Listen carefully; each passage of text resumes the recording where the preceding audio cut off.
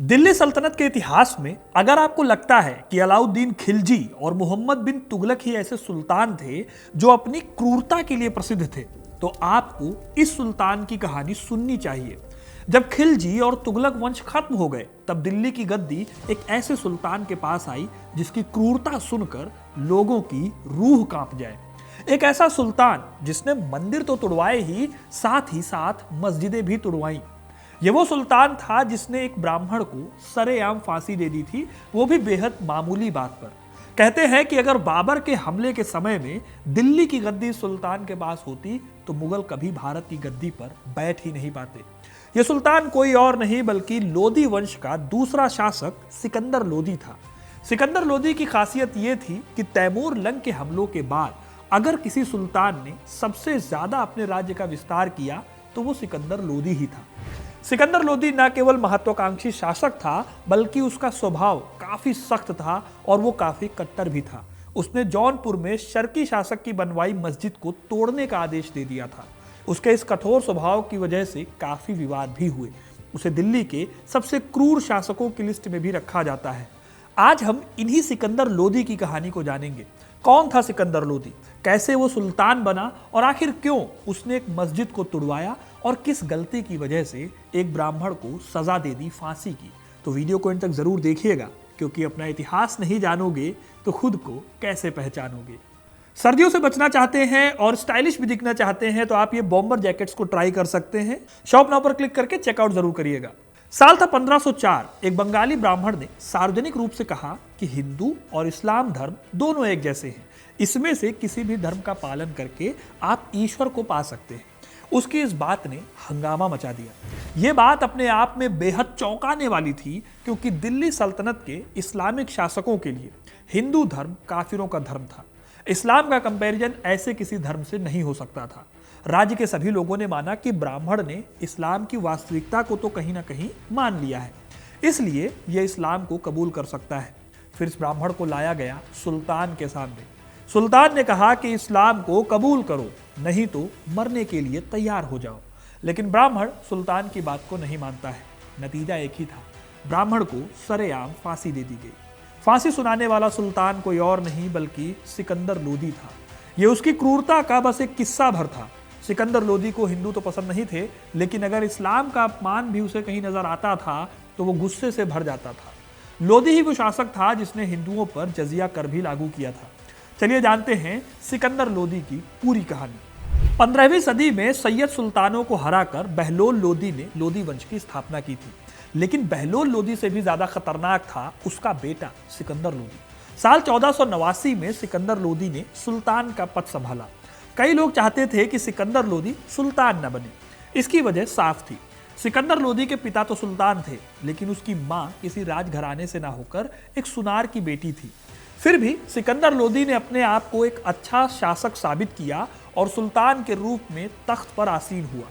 आगे जाकर अपनी कट्टर धार्मिक नीतियों के चलते उसने अपने कुलीन लोगों के बीच में जगह और भी ज्यादा मजबूत कर दी। लेकिन सुल्तान बनने के साथ ही सिकंदर लोदी के सामने बहुत बड़े बड़े चैलेंजेस थे। पहला चैलेंज तो यही था कि वो अपनी सल्तनत के हिस्सों को मजबूत करे। देखिए, बहलोल लोदी की मृत्यु के बाद सिकंदर लोदी और उसके भाइयों के बीच राज्य को लेकर झगड़ा हुआ।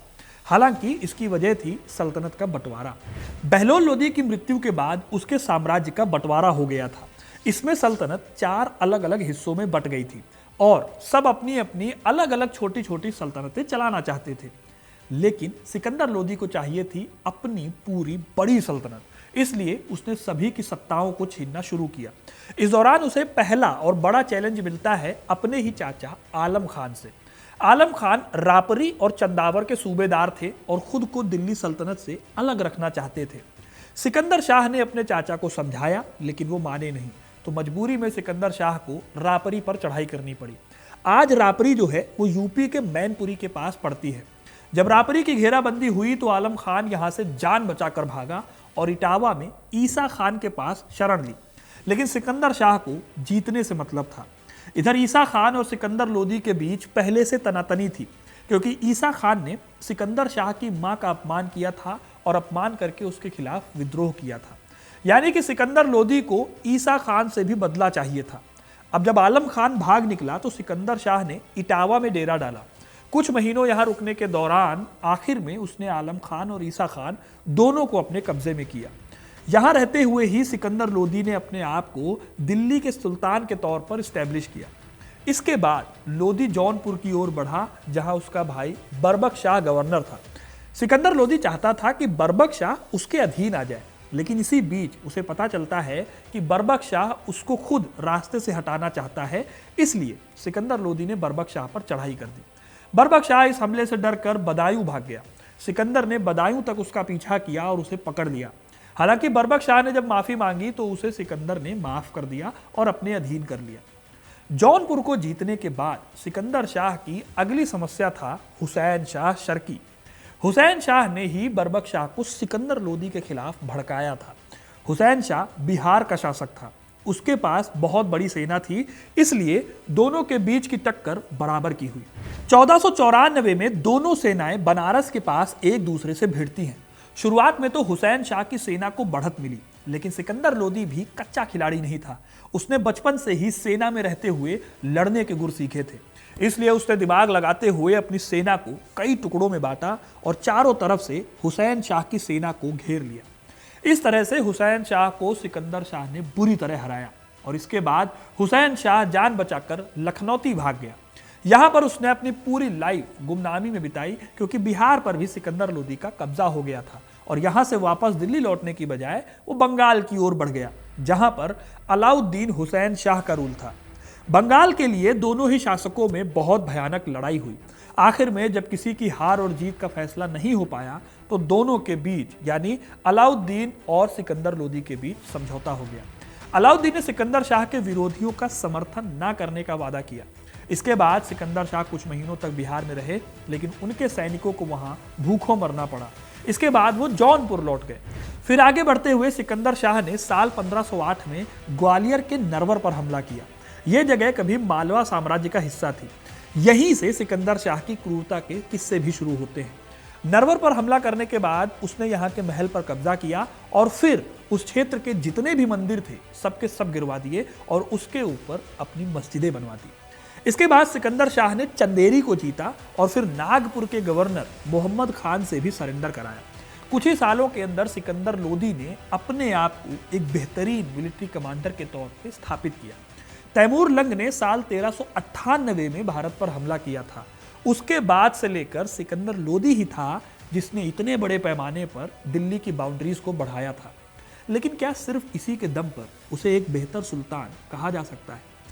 सिकंदर लोदी के बारे में माना जाता है कि उसने अपने एडमिनिस्ट्रेशन को मजबूत बनाने के लिए कई काम किए। सिकंदर लोदी को बहुत अच्छे से पता था कि बिना खजाने के मिलिट्री कैंपेन नहीं हो सकते, इसलिए वो एक एक पैसे का हिसाब खुद रखता था और किसी भी तरह की कोताही सिकंदर शाह को बर्दाश्त नहीं थी। एग्जाम्पल के लिए, जब बंगाल में उसके सैनिक लगातार लड़ रहे थे तब खजाने में पैसों को लेकर गड़बड़ी देखी। अपने गवर्नर मुबारक खान लोदी को इसकी उसने कड़ी सजा दी और खुद पैसे के मैनेजमेंट को संभाला। कुछ ही दिनों में इसकी वजह से खजाने को उसने ठीक भी कर लिया। यही नहीं, क्योंकि सिकंदर लोदी अपने चारों तरफ दुश्मनों से घिरा हुआ था, इसलिए उसने जासूसों का इतना स्ट्रॉन्ग नेटवर्क क्रिएट किया कि उसके ताकतवर अमीरों के पास सिकंदर लोदी के खासम खास जासूस होते थे और किसी को इसकी भनक तक नहीं लगती थी। यानी कि कब, कौन, किस तरह से उसके खिलाफ साजिश रच रहा है, इसके बारे में सिकंदर लोदी को आसानी से पता चल जाता था। एक तरह से सिकंदर लोदी के करीबी भी खौफ में जीते थे कि एक भी शब्द सुल्तान के खिलाफ निकला तो उसे खबर हो जाएगी। इतिहासकारों के बीच में सिकंदर शाह के कारनामों को लेकर डिबेट है। कुछ इतिहासकार उसके कामों को देखकर उसे गरीबों का शुभचिंतक बताते हैं, मसीहा बताते हैं, तो कुछ कहते हैं कि वो धर्मांध था जिसमें हिंदुओं के प्रति नफरत भरी हुई थी।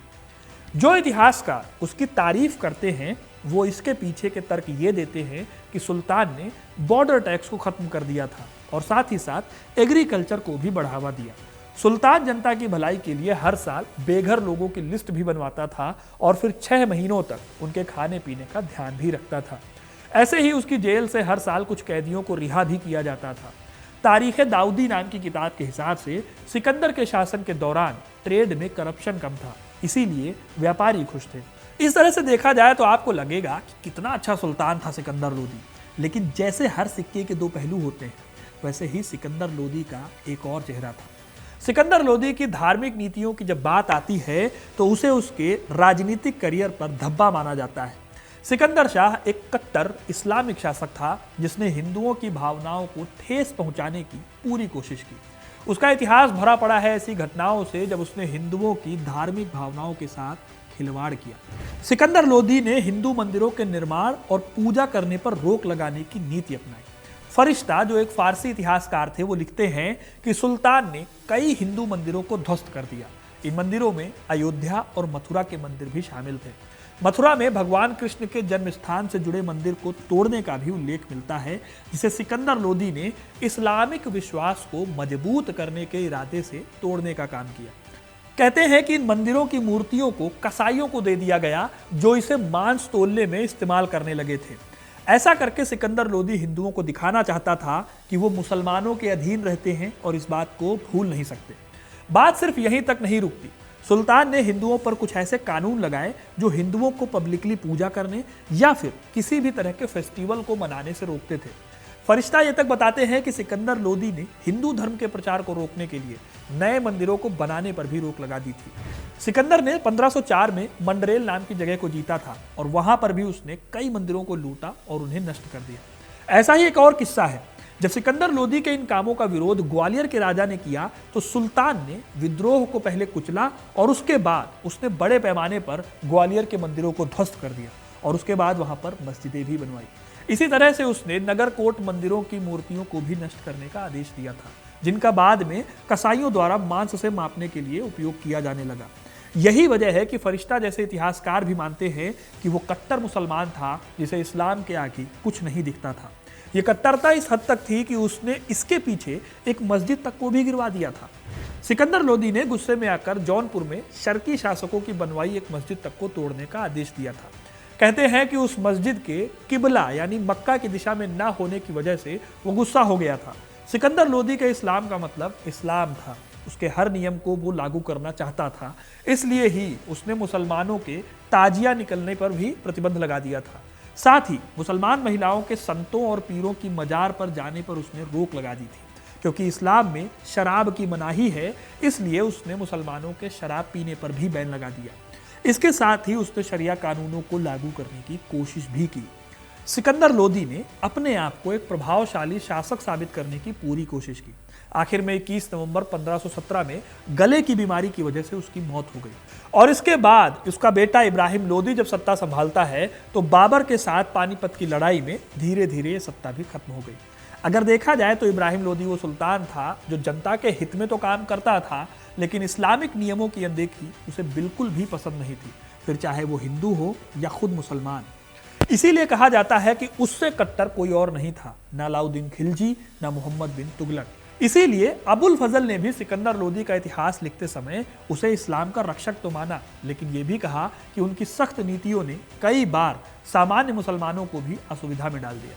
अब आप इस बारे में क्या सोचते हैं, कमेंट करके जरूर बताइएगा। वीडियो को लाइक और शेयर करना ना भूलें और ऐसे ही तमाम कहानियों के लिए, इतिहास से जुड़े रहने के लिए हिस्ट्री कनेक्ट को सब्सक्राइब जरूर करें। धन्यवाद।